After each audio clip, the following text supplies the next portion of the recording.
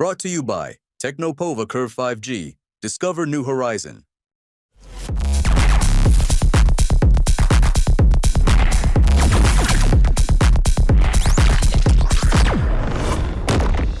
लगातार सुर्खियों में रहने वाला यस बैंक एक बार फिर से चर्चा में है। इस बार बैंक के चर्चा में होने के पीछे दो बड़े कारण हैं। पहला कारण ये है कि यस बैंक में जापान की दिग्गज बैंकिंग कंपनी SMBC बड़ा हिस्सा खरीदने वाली है, और दूसरा ये कि इस डील पर कांग्रेस पार्टी की तरफ से बड़े सवाल उठाए गए हैं। अगर साफ और सीधे शब्दों में कहा जाए तो यस बैंक और जापानी कंपनी SMBC की इस डील पर संकट के बादल नजर आ रहे हैं, लेकिन इन खबरों का यस बैंक के शेयरों पर पॉजिटिव असर देखने को मिला है और आज शेयरों में शानदार तेजी नजर आई है।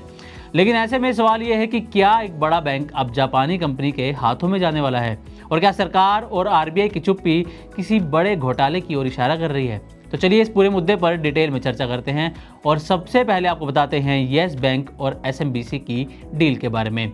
दरअसल SMBC यानी Sumitomo Mitsui banking corporation Japan की एक दिग्गज बैंकिंग कंपनी है। हाल ही में SMBC ने यस बैंक में करीब 13,000 करोड़ रुपए लगाकर 20% हिस्सेदारी खरीदी है, लेकिन अब मीडिया रिपोर्ट्स के मुताबिक SMBC और 30,000 करोड़ रुपए निवेश करने की तैयारी में है, जिससे वो 51% हिस्सेदारी के साथ बैंक में बहुमत हासिल कर लेगी और बैंक की लगभग मालिक बन जाएगी।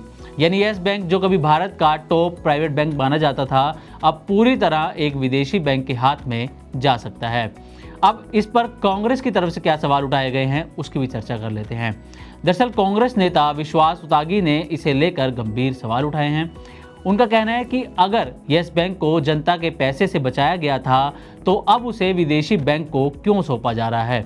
दूसरा सवाल उन्होंने ये उठाया कि जब SMBC को इतनी बड़ी हिस्सेदारी दी जा रही है तो क्या RBI और सेबी ने इसका पूरा ऑडिट और मूल्यांकन किया है? क्या ये कदम भारत के बैंकिंग सेक्टर की आत्मनिर्भरता के खिलाफ नहीं है? उनका सवाल ये भी है कि अगर ये डील इतनी ट्रांसपेरेंट है तो फिर विसल ब्लोअर की फॉरेंसिक रिपोर्ट को नज़रअंदाज क्यों किया गया, जबकि इस रिपोर्ट में आरोप हैं कि बैलेंस शीट में गड़बड़ी हुई है, फर्जी प्रॉफिट दिखाया गया है और NPA की गलत बिक्री का भी इस रिपोर्ट में जिक्र है। अगला जो बड़ा सवाल वो ये उठाया गया कि क्या सरकार और वित्त मंत्रालय को जवाब नहीं देना चाहिए कि ये डील किसके हित में है?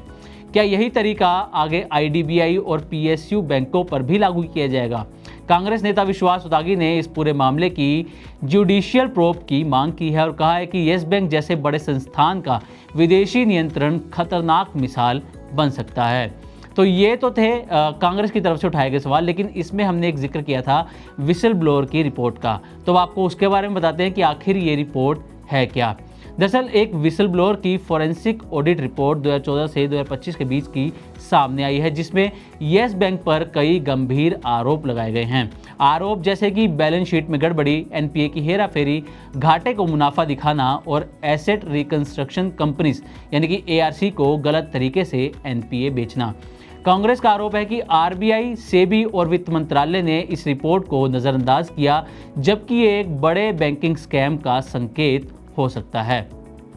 अब SMBC की आगे क्या प्लानिंग है, इस पर भी जरा एक नज़र डाल लेते हैं। दरअसल SMBC RBI से अनुमति चाहता है और इस पर आपको बताते हैं कि वो किस चीज़ को लेकर अनुमति की मांग कर रहा है। दरअसल जापान का सुमितोमो मित्सुई बैंकिंग कॉरपोरेशन यानी कि SMBC, जो पहले से भारत में 4 ब्रांच चला रहा है, अब चाहता है कि उसे भारत में होली ओन्ड सब्सिडरी खोलने की अनुमति मिले। इसका मतलब है कि SMBC भारत में एक इंडिपेंडेंट भारतीय यूनिट खोलेगा जो यहाँ के रेगुलेशन के तहत पूरी तरह काम करेगी। इसी के साथ SMBC यस बैंक में लगभग 34% हिस्सेदारी भी खरीदना चाहता है, और वो भी RBI के अप्रूवल के बाद, और इसी का SMBC को इंतज़ार है। अब SMBC जो खरीदने की तैयारी कर रहा है उसमें अपने शेयर कौन कौन बेच रहा है ये भी आपको बताते हैं। तो SBI के पास जो यस बैंक की 24% हिस्सेदारी है उसमें से वो 13.2% हिस्सेदारी बेचने की तैयारी में है।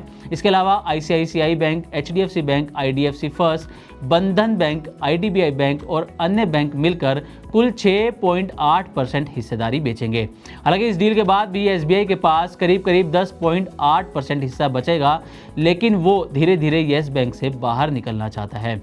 याद रहे कि SBI और इन बैंकों ने 2020 में यस बैंक को 10,000 करोड़ से ज़्यादा की मदद दी थी, और वो तब जब ये बैंक डूबने की कगार पर था। तो आपको बताते हैं कि यस बैंक जो रकम जुटाने की तैयारी कर रहा है उसका शेयरों पर क्या असर देखने को मिला है।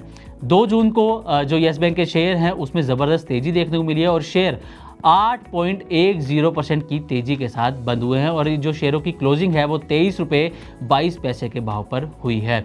अब यस बैंक 3 जून की पूंजी जुटाने पर बोर्ड बैठक से पहले शेयरों में ये तेज़ी नज़र आई है और ये जो पूंजी जुटाना है वो इक्विटी, डेट या फिर अन्य फाइनेंशियल इंस्ट्रूमेंट के जरिए रकम जुटाई जा सकती है। तो ये थी यस बैंक पर हमारी डिटेल रिपोर्ट। तो उम्मीद करते हैं कि हमारी तरफ से दी गई जानकारी आपको अच्छी लगी होगी। इसी तरह की और भी वीडियोस के लिए देखते रहें मनी9 और सब्सक्राइब करें हमारे चैनल। साथ ही बिजनेस और पर्सनल फाइनेंस से जुड़ी तमाम खबरों को आप हमारी वेबसाइट money9live.com पर भी पढ़ सकते हैं। Brought to you by Technopova Curve 5G. Discover new horizon.